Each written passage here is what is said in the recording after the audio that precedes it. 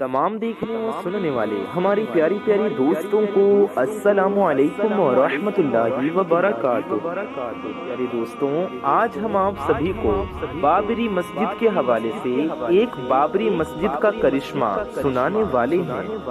آپ سبھی لوگ کامنٹ باکس میں ایک بار اللہ اکبر ضرور لکھ دیجئے اور اس پیاری سی ویڈیو کو دل سے لائک ضرور کر دیجئے۔ بابری مسجد کے اس واقعے کو سننے کے بعد انشاءاللہ ہر مسلمان خوشی سے جھومنے والا ہے۔ تو آئیے جانتے ہیں بابری مسجد کا کون سا کرشمہ سامنے آیا ہے۔ اس کا جاننا ہر ایک مسلمان کے لیے بہت ضروری ہے۔ بے شک بابری مسجد قیامت تک وہی رہے گی۔ کون کون چاہتا ہے وہ اس چینل کو سبسکرائب کر کے دل سے لائک کر کے اور کامنٹ میں ہمیں ضرور بتائے، اور اس ویڈیو کو پورا دیکھنا ہر مسلمان کے لیے بہت ضروری ہے۔ بابری مسجد کے اس کرشمے کی گواہی مسلمان نہیں بلکہ غیر مسلم دے رہی ہیں، اسی لیے یہ ویڈیو بہت زیادہ خاص ہے۔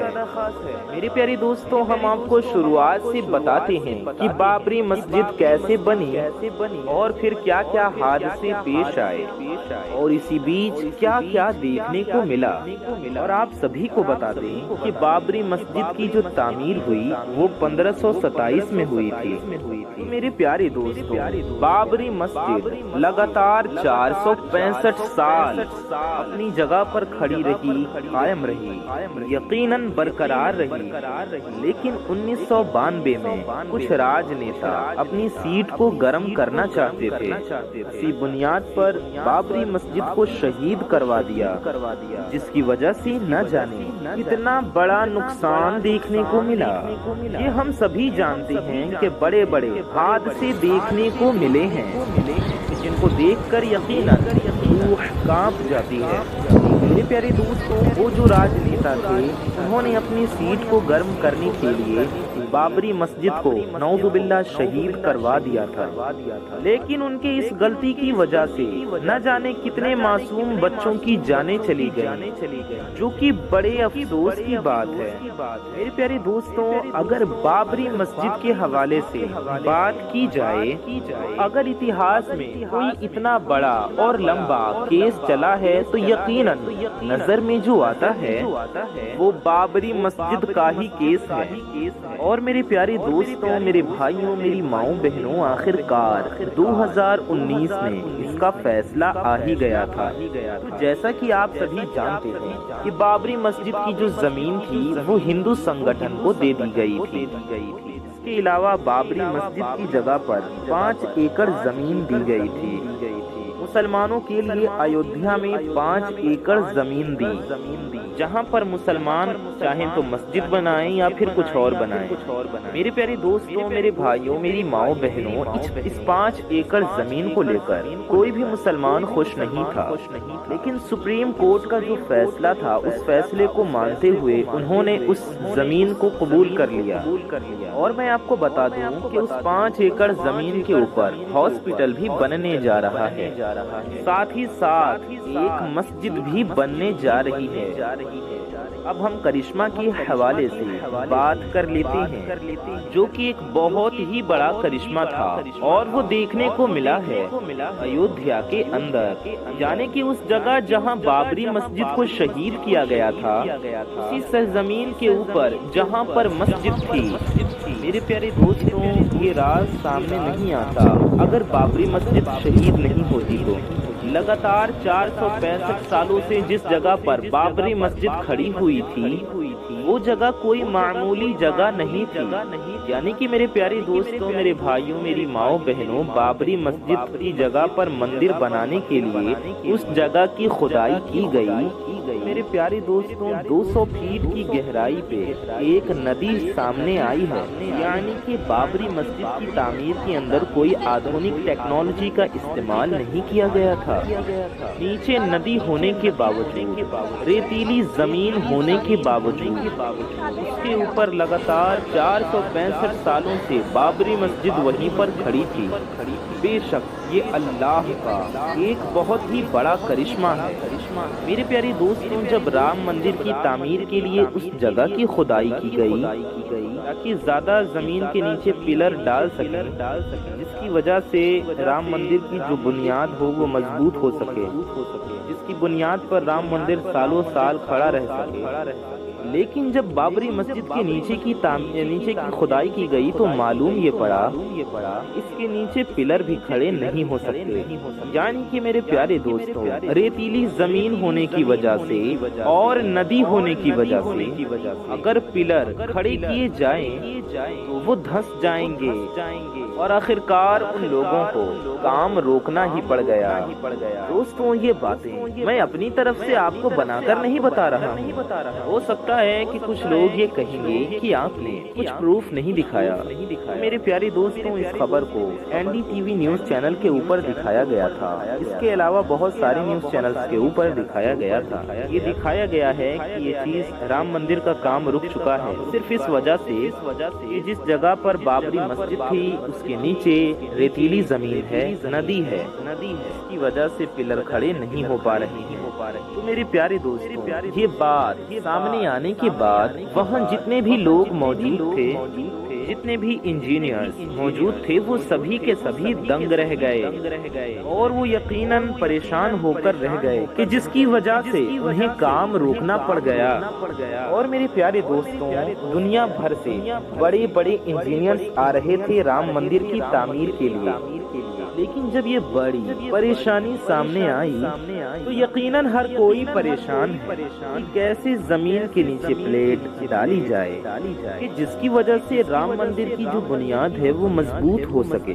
میرے پیارے دوستوں، اللہ تبارک و تعالی قرآن کریم میں ارشاد فرماتا ہے، ان اللہ علی کل شیء قدیر، بے شک اللہ ہر شے پر قادر ہے۔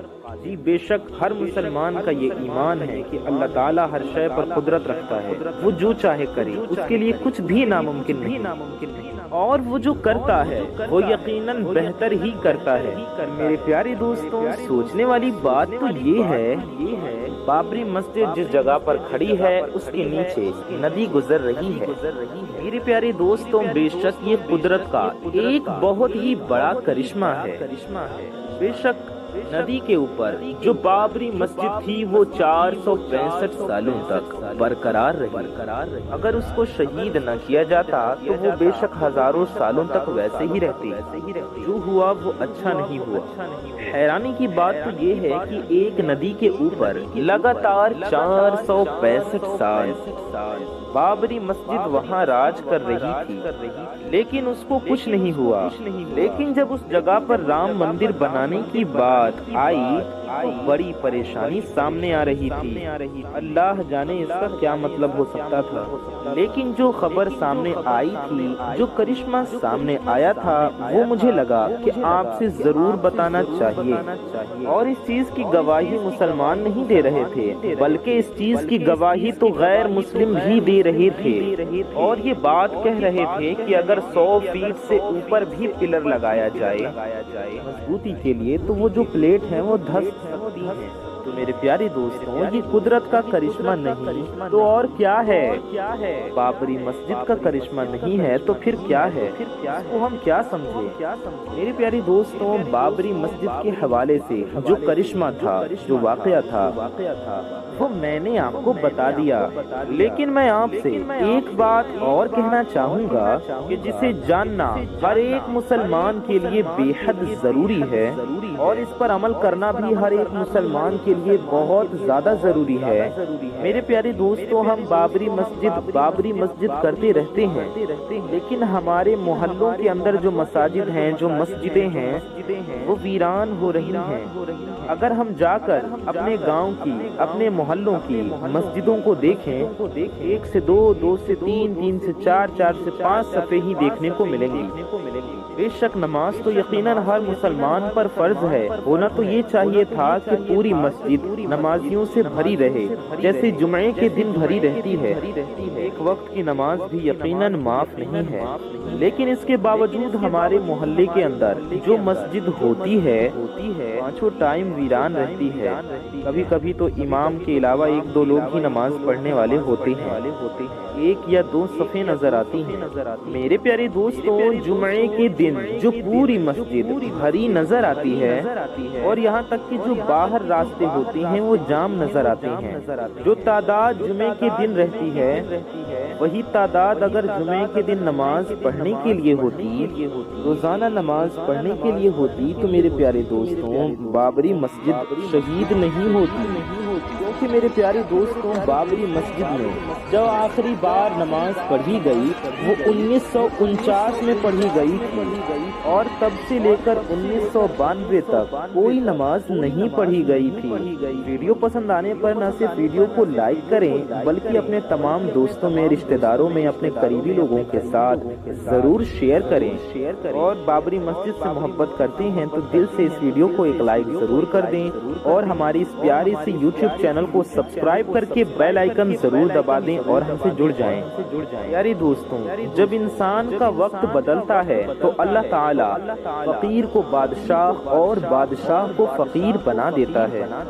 کب کس انسان کا وقت بدل جائے اس بارے میں کچھ نہیں کہا جا سکتا، مگر اب سوال یہ اٹھتا ہے کہ اگر کسی انسان کا وقت بدلنے والا ہو، اگر کسی انسان کا اچھا وقت شروع ہونے والا ہو تو اسے اپنا اچھا وقت شروع ہونے سے پہلے اپنی زندگی میں کون کون سی نشانیاں دیکھنے کو ملتی ہیں، یعنی کہ آپ اس بات کا اندازہ کیسے لگا سکتے ہو کہ آپ کا اچھا وقت شروع ہونے والا ہے؟ اگر آپ بھی ان نشانیوں کے بارے میں جاننا چاہتے ہو تو آپ آخر تک اس ویڈیو کو پورا ضرور دیکھیں، کیونکہ میرے پیارے دوست آج ہم حضرت علی رضی اللہ تعالی عنہ کے حوالے سے 5 ایسی نشانیوں کے بارے میں بتانے والے ہیں جو کہ انسان کو اچھا وقت شروع ہونے سے پہلے دکھائی دیتی ہیں، یعنی کہ اگر کسی بھی انسان کو ان 5 نشانیوں میں سے ایک بھی نشانی دیکھنے کو مل جائے تو اس انسان کو فوراً یہ سمجھ جانا چاہیے بہت ہی جلد اس کا اچھا وقت شروع ہونے والا ہے۔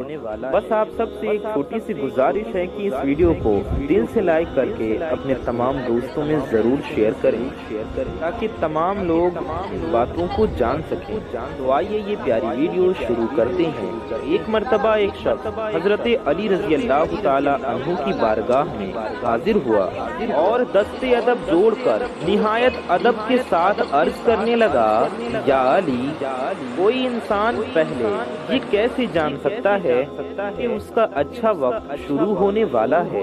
یعنی کہ انسان کا اچھا وقت شروع ہونے سے پہلے اس انسان کو کون کون سی نشانیاں، کون کون سی علامتیں دیکھنے کو ملتی ہیں۔ اتنا سننا تھا کہ حضرت علی رضی اللہ تعالی عنہ نے ارشاد فرمایا، اے شخص یاد رکھنا، اللہ تعالیٰ انسان کا وقت بدلنے سے پہلے 5 نشانیوں کو ظاہر فرماتا ہے جنہیں دیکھ کر انسان کو سمجھ جانا چاہیے کہ بہت جلد اس کا وقت بدلنے والا ہے اور اس کا اچھا وقت شروع ہونے والا ہے۔ یہ سن کر وہ شخص عرض کرنے لگا، یا علی، وہ 5 نشانیاں کون کون سی ہیں جو کہ انسان کا اچھا وقت شروع ہونے سے پہلے انسان کو دکھائی دیتی ہیں؟ تو اس پر حضرت علی رضی اللہ تعالی عنہ نے فرمایا، اے شخص یاد رکھنا، وہ 5 نشانیاں یہ ہیں۔ نمبر 1، فجر کے وقت آنکھ کھل جانا۔ میرے پیاری دوستوں، میرے بھائیوں، میری ماؤں بہنوں، حضرت علی رضی اللہ تعالی عنہ نے ارشاد فرمایا کہ جب انسان کی آنکھیں صبح فجر کی نماز کے وقت، صبح فجر کے وقت کھل جائیں اور اس کے دل میں اللہ کی عبادت کا شوق پیدا ہو جائے، یا پھر اس انسان کو یہ محسوس ہونے لگ جائے اللہ پاک اسے کسی اور راہ کی طرف لے کر جا رہا ہے، تو ایسے انسان کو فوراً سمجھ جانا چاہیے کہ اس کی قسمت کا دروازہ کھلنے والا ہے، یعنی کہ اس کا وقت بدلنے والا ہے اور بہت ہی جلد اس کا اچھا وقت شروع ہونے والا ہے۔ اسے اللہ کی طرف سے کامیابی اور نئی راہ ملنے والی ہے۔ فجر کے وقت اٹھنے والوں کو اللہ پاک کامیابی عطا فرماتا ہے۔ اس لیے میرے پیارے دوستوں، میرے بھائیوں، میری ماؤں بہنوں، اگر آپ کی بھی فجر کے وقت آنکھیں کھلنا شروع ہو جائیں اور آپ کے دل میں بھی اللہ پاک کی عبادت کا شوق پیدا ہونا شروع ہو جائے تو آپ فوراً سمجھ جائیں کہ آپ کا اچھا وقت آنے والا ہے۔ نمبر 2، جس کو دین کی سمجھ ہو جائے۔ یارے دوستوں، حضرت علی رضی اللہ تعالی عنہ نے ارشاد فرمایا، جسے اللہ پاک دین کی سمجھ عطا کرتا ہے اسے اپنا محبوب بنا لیتا ہے۔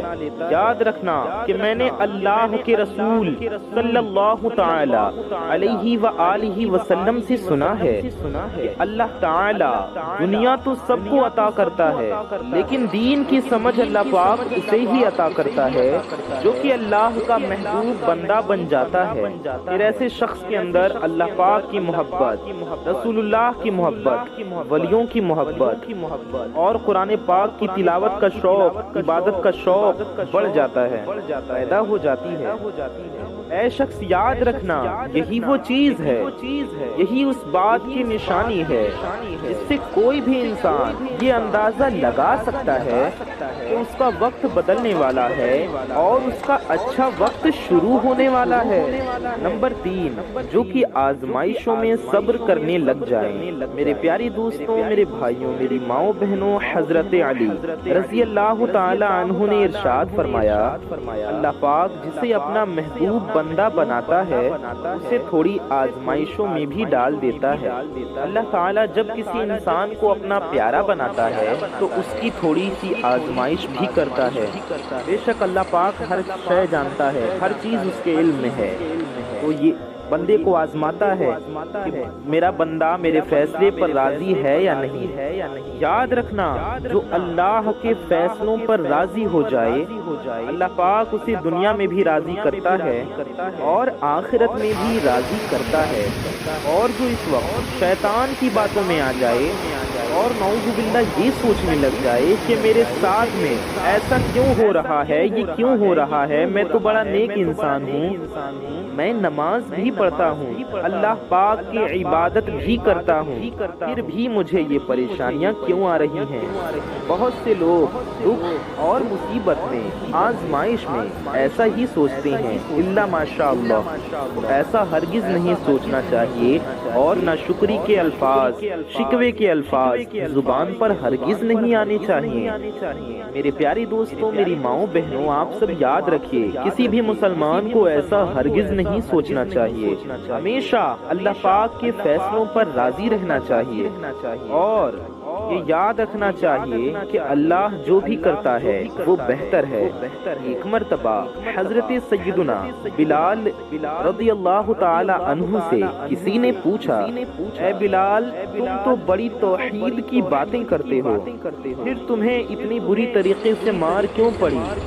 تو حضرت بلال حبشی رضی اللہ تعالی عنہ نے ارشاد فرمایا، تم بھی جب کبھی بازار میں برتن خریدنے کے لیے جاتے ہو، برتن خریدنے سے پہلے تم انہیں بجا بجا کے، ٹھوک بجا کر دیکھتے ہو۔ بے شک اللہ پاک نے مجھے بھی آزمایا اور میں اللہ پاک کی رضا پر راضی رہا اور آزمائش میں صبر کی، تو اللہ نے آج مجھے یہ مرتبہ عطا کیا ہے۔ میرے پیارے دوستوں، پیارے مسلمانوں، یاد رہے کہ حضرت بلال وہی صحابی ہے کہ جب اللہ کے پیارے نبی صلی اللہ تعالی علیہ وآلہ وسلم معراج پر تشریف لے گئے تو آپ کو کسی کے قدموں کی آہٹ سنائی دی۔ یہ دیکھ کر حضرت جبرائیل علیہ السلام سے آپ نے فرمایا، اے جبرائیل، یہ شخص کون ہے، یہ کس کے قدموں کی آواز ہے؟ تو حضرت جبرائیل علیہ السلام نے عرض کی، یا رسول اللہ، یہ حضرت بلال رضی اللہ تعالی عنہ ہے۔ جب نبی پاک صلی اللہ علیہ وسلم معراج کے سفر سے واپس تشریف لے آئے تو آپ نے حضرت بلال بلال رضی اللہ تعالیٰ عنہ سے پوچھا، اے بلال تم ایسا کون سا عمل کرتے ہو؟ حضرت بلال نے مسکراتے ہوئے عرض کی، یا رسول اللہ صلی اللہ علیہ وسلم آپ نے ہی تو بتایا تھا۔ تو حضور پاک صلی اللہ علیہ وسلم نے فرمایا، میں نے تمہیں کیا بتایا تھا؟ تو عرض کی کہ یا رسول اللہ آپ نے ہی فرمایا تھا کہ ہر وقت باوضو رہا کرو۔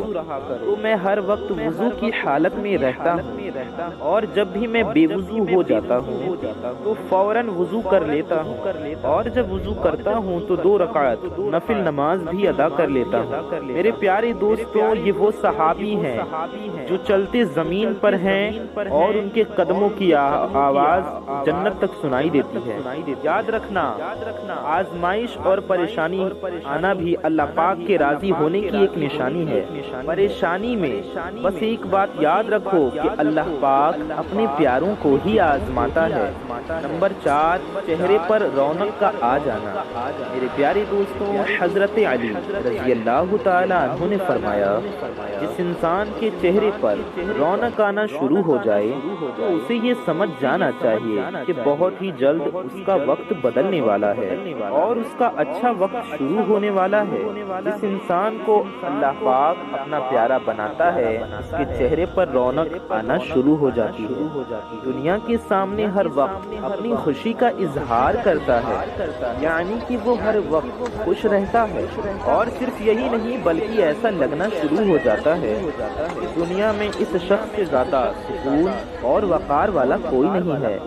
اس کو دیکھ کر ایسا لگنے لگتا ہے کہ اس انسان کو دنیا کا کوئی غم نہیں ہے۔ دوستوں، جب انسان ہر وقت خوش رہنا شروع ہو جاتا ہے، اس کے چہرے پر ہر وقت مسکراہٹ دکھائی دینا شروع ہو جاتی ہے، اور جو اپنے غصے پر قابو کرنے لگتا ہے، تو ایسے انسان کو فوراً یہ سمجھ جانا چاہیے کہ اس کی زندگی میں خوشیوں کی بارش ہونے والی ہے، اس کا بہت جلد وقت بدلنے والا ہے۔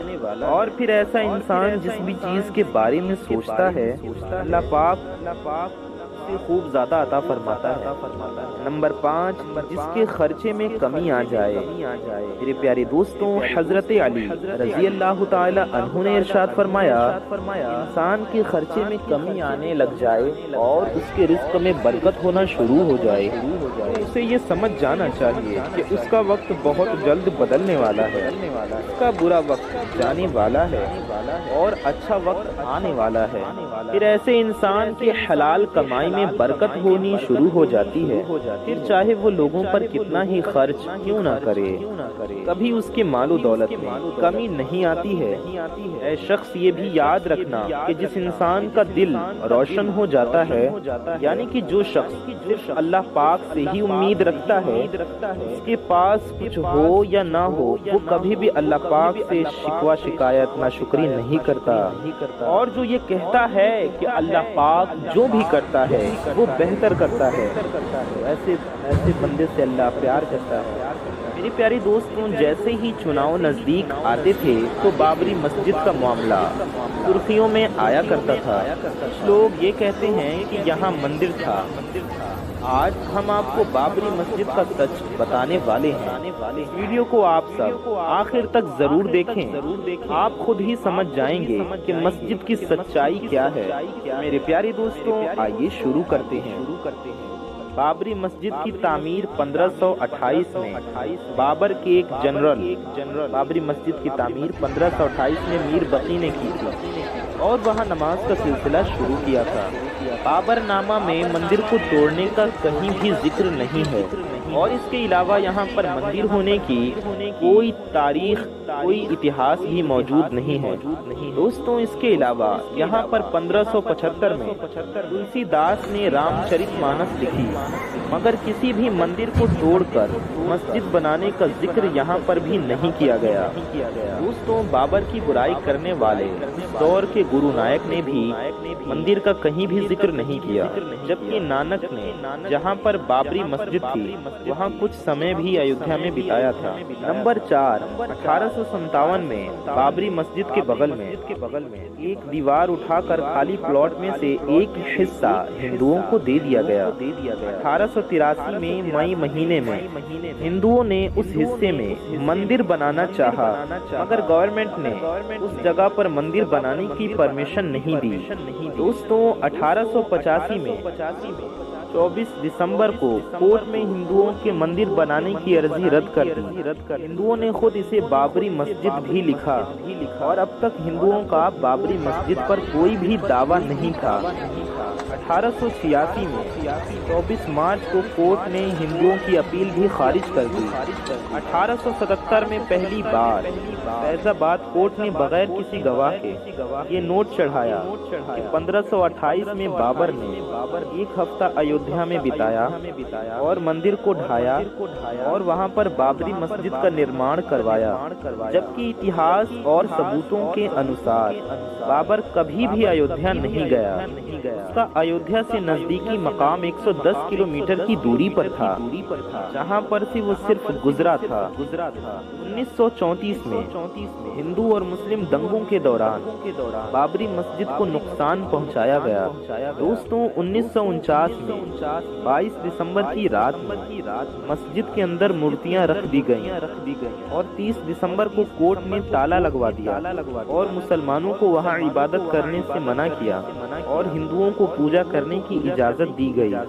1950 में 16 जनवरी को मुसलमानों ने मस्जिद बहाली के लिए कोर्ट से बात की, मगर कोर्ट ने मूर्ति न हटाकर पूजा पाठ को बरकरार जारी रखा। 1951 में 1 जुलाई को कोर्ट से कमिश्नर का बयान आया कि ये बाबरी मस्जिद है और मुसलमान 1925 से 1949 तक यहाँ नमाज पढ़ते थे।